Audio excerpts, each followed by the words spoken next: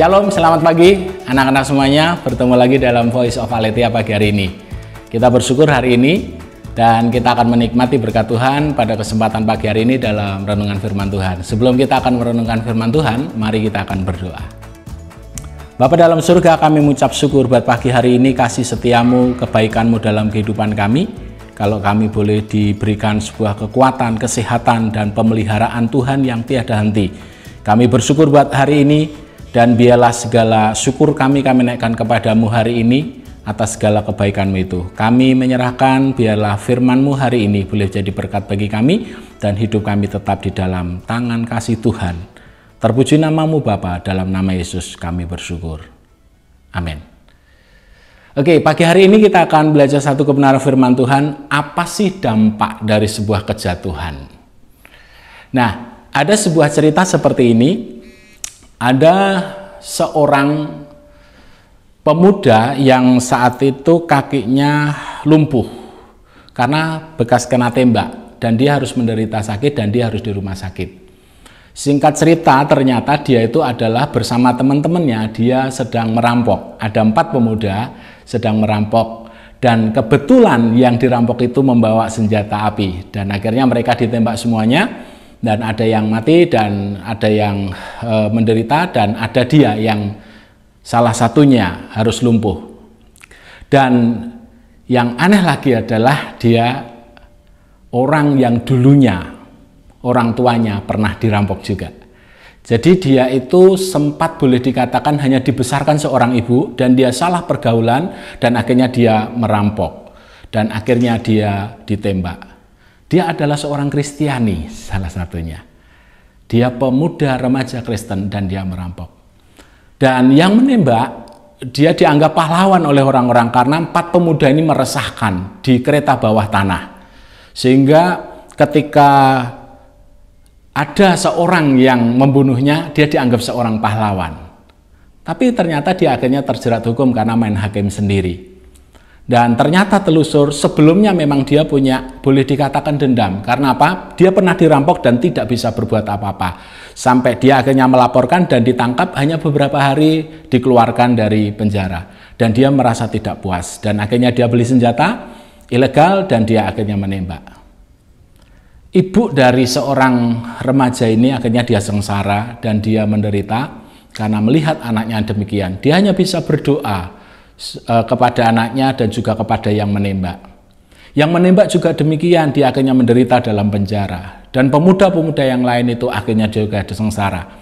Artinya apa? Dampak dari sebuah dosa, kejatuhan itu bisa menimbulkan sebuah kesengsaraan, bukan buat dirinya sendiri, tapi bisa buat orang lain juga.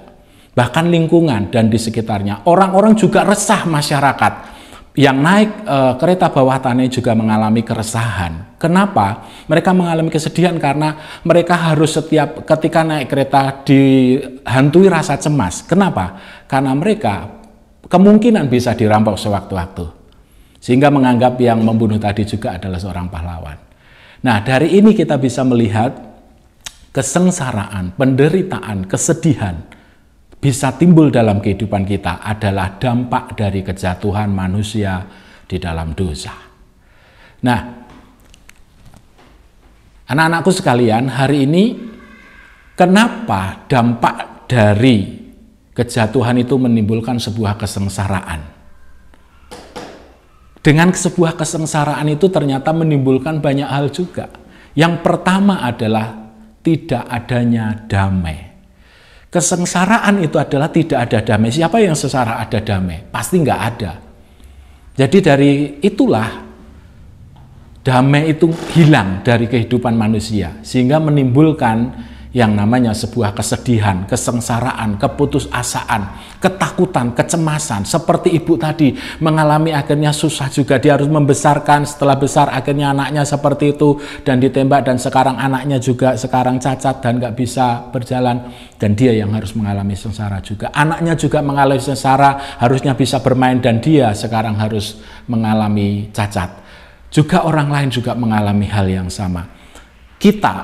Kalian juga mungkin dengan banyak hal, dengan adanya pandemi, dengan adanya bencana, dengan adanya situasi saat ini, yang tidak menentu. Mungkin kita bisa mengalami namanya penderitaan, kesengsaraan, kesedihan, banyak di sekeliling kita, di sekitar kita. Dan kalian tahu itu semua adalah dampak dari kejatuhan dalam dosa. Jadi damai sejahtera akan hilang. Yang kedua, dampak dari kesengsaraan itu bukan hanya hilang damainya, tapi bisa menimbulkan sebuah dendam. Kalau kita lihat tadi seorang yang bapak tadi, karena dia merasa aparat pemerintahan, keamanan tidak bisa menegakkan, dia menegakkan sendiri hukum itu. Tapi apa yang dia dapat? Ya, orang lain memuji dia seorang pahlawan, tetapi secara segi hukum dia akhirnya dipenjara. Dia juga mengalami kesengsaraan, yang artinya apa? Dampak dari kejatuhan itu, kesengsaraan yang menimbulkan sebuah dendam. Selain damai sejahtera, juga menimbulkan dendam. Dan yang ketiga, apa yang membuat kesengsaraan itu menjadi sedemikian besar? Selain hilangnya damai, selain menimbulkan dendam, yang ketiga adalah kematian. Kenapa kematian? Tadi ada penembakan, ada yang mati.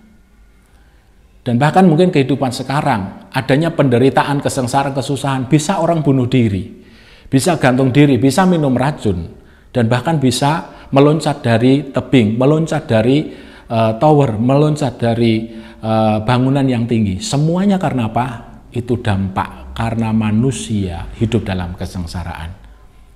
Jadi tiga hal ini yang akan besar berpengaruh bagi manusia. Ada seorang yang namanya Lamek, satu firman Tuhan yang menjadi kekuatan bagi kita demikian. Di dalam Kejadian 4 ayat yang ke-23 dan 24 demikian.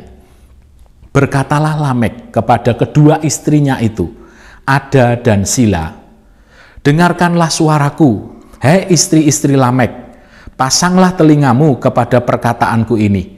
Aku telah membunuh seorang laki-laki karena ia melukai aku, membunuh seorang muda karena ia memukul aku sampai bengkak. Sebab jika Kain harus dibalaskan 7 kali lipat, maka Lamek 77 kali lipat. Kita lihat, Lamek yang hanya menderita bengkak oleh karena seorang muda, tapi dia membunuh. Hasil dari membunuh, rasa ketakutan dan rasa ini karena supaya nanti nggak ada dendam dari orang lain. Kalau Kain, siapa yang akan bunuh dia 7 kali dibalaskan, dia minta 77. Artinya apa? Dia mencari amannya. Kenapa? Karena dia mengalami sebuah ketakutan. Damainya hilang, dendam, dan yang terakhir adalah kematian. Jangan sampai ini terjadi dalam kehidupan kita. Marilah kita hilangkan rasa dendam. Mungkin ada yang kalian dendam satu dengan yang lain. Atau mungkin dengan guru kalian, wah nilaiku kok seperti ini. Hilangkan itu semua dan berikan damai dalam kehidupanmu. Satu firman Tuhan sebagai penutup untuk pertemuan kita hari ini. Di dalam Yohanes 16 ayat 33. Semuanya itu kukatakan kepadamu supaya kamu beroleh damai sejahtera dalam aku. Dalam dunia kamu menderita penganiayaan, tetapi kuatkanlah hatimu, aku telah mengalahkan dunia. Ada seorang juru selamat. Dia sudah mengalahkan dunia. Dia akan memberikan damai. Dan dia akan melepaskan penganiayaan. Akan diimbangi oleh Kristus. Jadi percayalah hari ini dan sambutlah Yesus. Dia yang akan mengalahkan dunia. Dia yang akan memberikan damai sejahtera. Dan dia yang akan menjauhkan penderitaan. Mari kita bertobat dan kita menerima Tuhan dalam kehidupan kita. Kita berdoa. Bapa dalam surga, kami ucap syukur buat hari ini. Dampak dari kesengsaraan adalah dampak dari sebuah kejatuhan dalam dosa. Hilangnya damai kami. Tapi hari ini firman-Mu berkata, Tuhan Yesus memberikan firman, Dia adalah Sang Damai itu. Jawaban damai dan kami lepas dari penderitaan, kesengsaraan, dan kami akan menerima kemenangan bersama Yesus ketika kami menyambut-Mu. Terima kasih Tuhan Yesus. biarlah hidup kami hidup di dalam Engkau. Kami mengucap syukur buat hari ini, di dalam nama Yesus. Kami terima damai sejahtera-Mu. Amin.